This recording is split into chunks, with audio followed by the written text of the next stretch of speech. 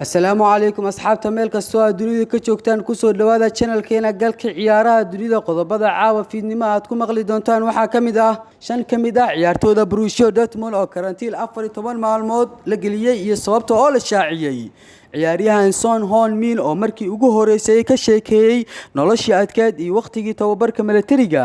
Bruno Fernandes oo ka sii hadlay wacdaraha ay garoomada ka dhigi doonaan marka ay seelaan Paul Lopez Pogba qaabka ay isku fahmi doonaan Messi oo shaki laga gelinayo kulanka Mallorca maxkamadda CIC oo go'aan walaac ku abuuray Manchester City Premier League ka soo saartay xayiraadaha UEFA saartay City wararka kale ee suuqa kala iibsiga aan idin haynana waxaa ka mid noqon doona Liverpool oo dalab rasmi ah ka gudbisay xidiga Barcelona Ousmane Dembele jawaab lama filaan ah oo ay la kulmeen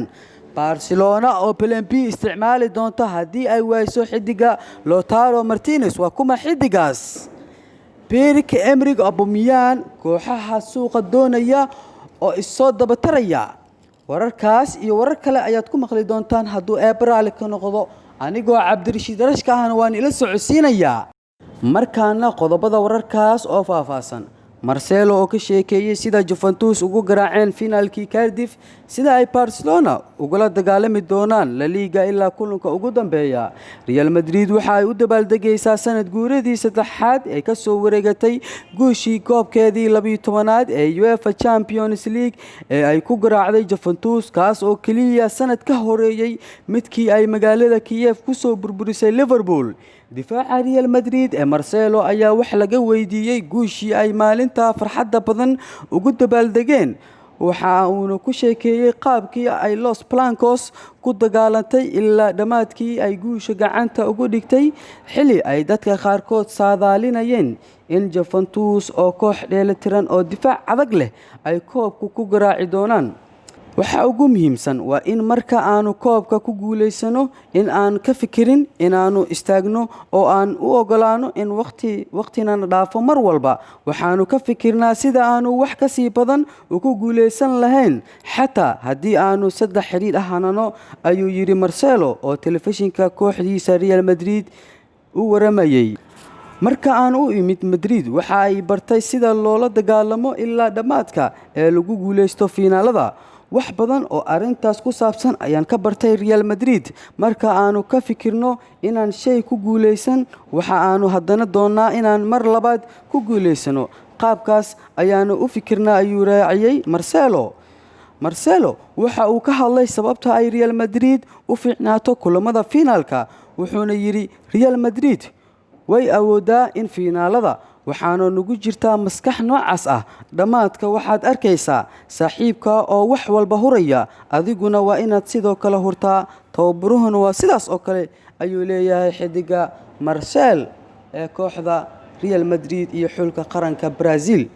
maxkamadda CIC oo go'aan walaac ku abuuray Manchester City iyo Premier League ka soo saartay xayiraada UEFA saartay City maxkamadda dacwadaha ciyaaraha ee CIC ayaa go'aan farxad gelinaya ka soo saartay racfaanka ay Manchester City ka qaadatay ganaaxii uu xiriirka kubadda cagta Yurub ee UEFA labada sanadood kaga mamnuucay ciyaaraha Yurub ee UEFA Champions League iyo Europe League City ayaa 2 sanadood laga xayiray in ay ka qayb gasho Champions League markii laga helay in ay jibisay sharciga dhaqaale wanaaga kaas oo fulinaya in maxkamadda CIC ay isbuuca dambe bilowga dhageysiga si degdeg ah u soo afjarto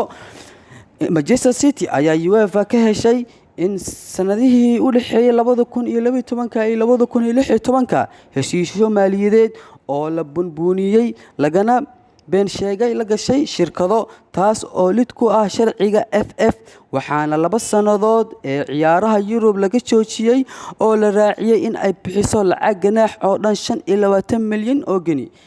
xeerbeegtada maxkamadda CIC ayaa qorshuhu ahaa in ay dhageysato kiiska 3 maalmood oo ka bilaabmi lahaa Isniinta isbuuca soo socda iyadoo ay dhinacyada racfaanka ee UEFA ay kaga qayb galayeen maqal iyo muuqaal maadaama ay fayraska corona dartii loo joojiyay in ay cidi timaado maxkamadda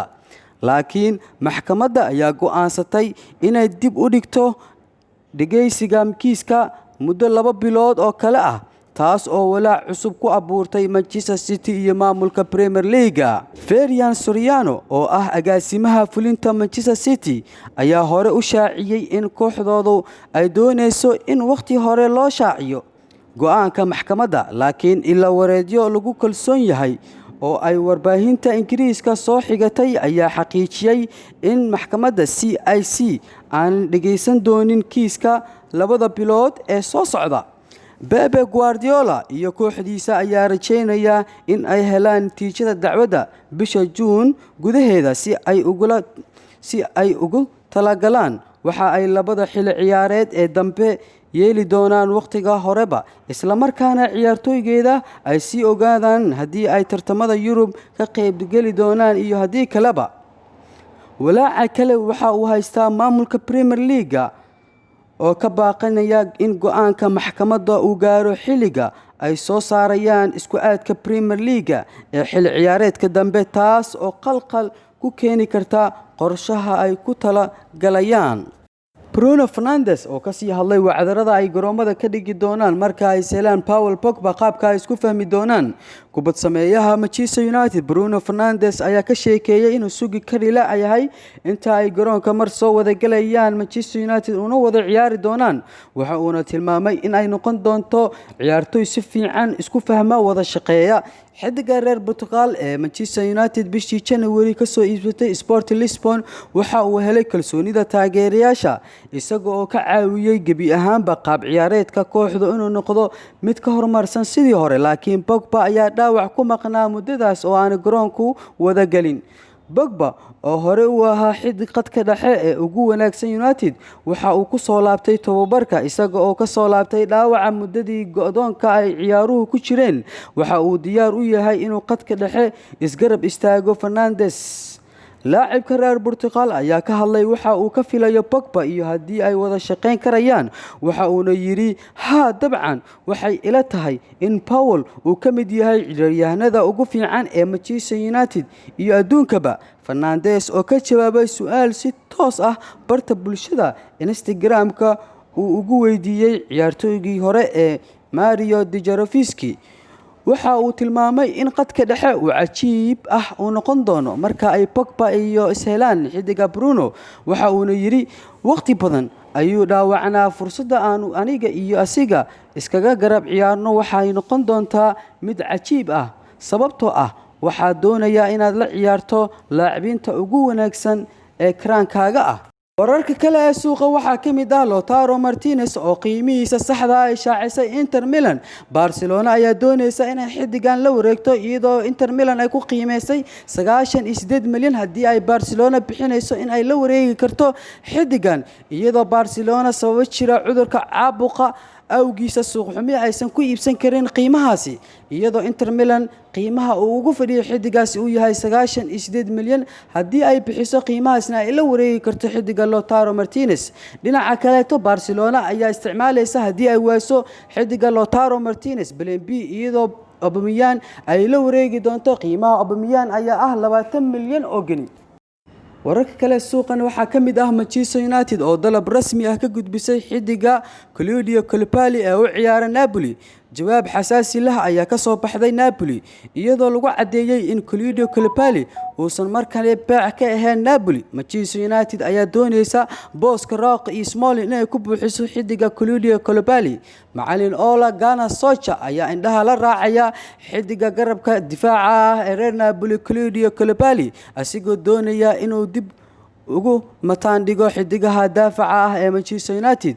Macallin Ole Gunnar Solskjaer ayaa doonaya sanadka dambe safal ciyaareedkiisa daafaca inuu adkeeyo, Claudio Koulibalyna uu ku soo daro. Wararka kale aynu nihayno suuqa kala iibsigana waxaa ka mid ah Paris Saint-Germain waxa ay doonaysaa 175 milyan oo euro oo cash haddii ay Barcelona doonayso in ay la wareegto 28 sano jirka reer Brazil ee dahabiga Neymar. Wararka ayaa sheegaya xidiga reer Paris Saint-Germain ee Neymar in ay Barcelona ay doonayso in ay iibsato, laakiinse war cad oo rasmi oo ka soo baxay Paris ayaa lagu sheegay in uu baac yahay haddii Barcelona ay bixinayso 175 milyan oo sterling wararka kale waxa ay intaasi ku darayaan in xidiga reer Paris Saint-Germain Neymar uu doonayo inuu mar kaleeto uu guud ahaanba ka hayaamo garoonka Paris Saint-Germain. talo Barcelona waxa ay isku dayi doontaa in ay wada xaajood la furato naadiga Paris Saint-Germain. wararka kale ee suuqa waxaa ka mid ah Pierre-Emerick Aubameyang oo mar kaleeto naadiyaal ay ku soo biireen in ay si heshiis ay ula saxiixdaan xidigaas. Pierre-Emerick Aubameyang ayaa suuqa mar kale si dardar leh loogu doonayaa iyadoo kooxo fara badan qaaradda Yurub ka dhisan ay mar kale haldan ugu jiraan sida ay ula wareegi lahaayeen xidigaas. naadiga Chelsea ayaa mar kale ku soo biirtay iyo kooxaha Liverpool in ay la wareegaan xidiga Pierre-Emerick Aubameyang. xidiga reer Geni Pierre-Emerick Aubameyang ayaa la filayaa inuu xagaagani kaga hayaamo garoonka Emirates Stadium. markaana Premier League kooxaha ka ciyaara horyaalka Ingiriiska ayaa loo ogolaaday inay ciyaaraan kulamo saaxiibtinimo iyadoo la ogyahay bilaabashada Premier League inay ka hartay muddo 13 maalmood oo kaliya. asxaabta anigoo rashka waxaan leeyahay sidaa iyo nabadgelyo.